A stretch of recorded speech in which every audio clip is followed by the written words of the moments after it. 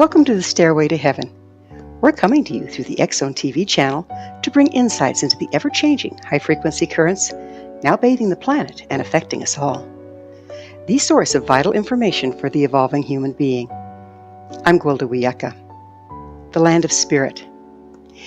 In prior episodes of the Stairway to Heaven, we've discussed the physical, emotional, and mental challenges we face as we evolve to meet the expanding frequencies of the Aquarian Age. Now it's time to look at the spiritual components. So exactly what is spirit? A religious concept? Ghosts, goblins, and things that go bump? Or superstition with no basis in fact?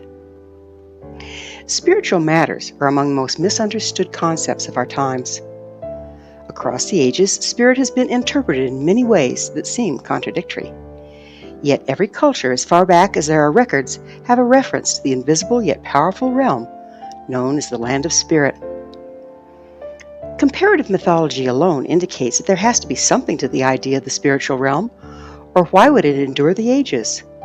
Why would there be so many cross-cultural similarities to the concepts?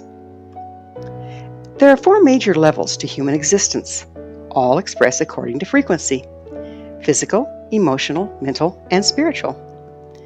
Physical is the most dense and is experienced as matter.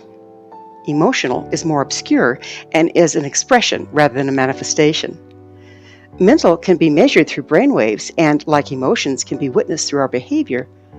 But spiritual, the most expansive frequency, is largely unseen. Unseen, but absolutely present. Astrophysicists tell us that over 90% of the natural world is dark matter, unseen, but there nonetheless. The soup of creation, the quantum level, where the push-pull of manifestation takes place. This is the land of spirit. Originally, spiritual practices were actually organized sets of rituals designed to help us manage matter at the quantum level.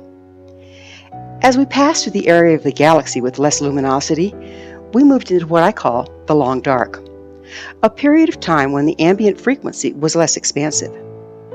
During this times, it was difficult to access the more expansive frequencies, the land of spirit.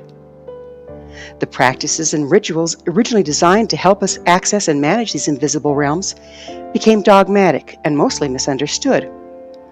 As we continued our descent into the long dark, they were used to control and manipulate the masses rather than access a higher consciousness.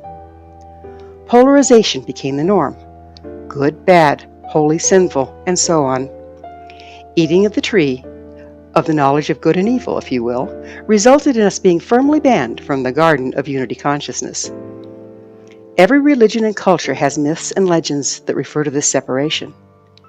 However, it was not so much punishment as the natural result of the diminished ambient frequency. Now that process is being reversed. We're being confronted with an ever-expanding reality, one that's once again getting access to the land of spirit, the quantum level, where we can orchestrate the events of our lives.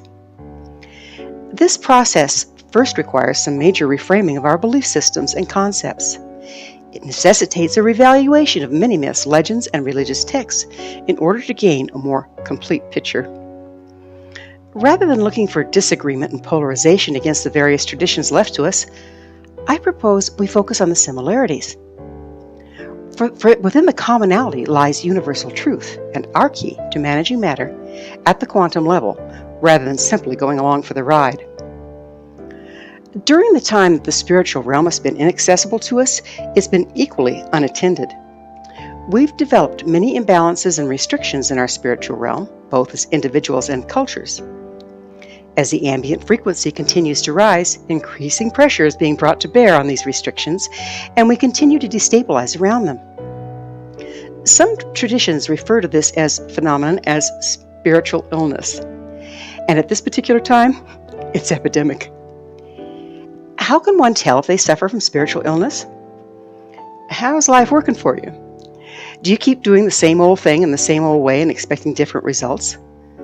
Do the same undesirable things keep cropping up in your experience?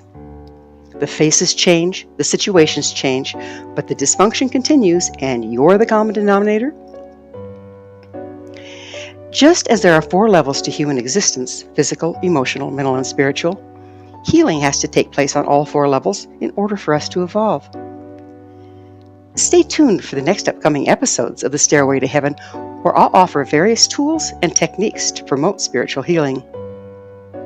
Thank you for joining me, Gwilda Wiyaka, on the Stairway to Heaven, where we provide updates on the energetic currents facilitating our evolution into conscious, powerful co-creators.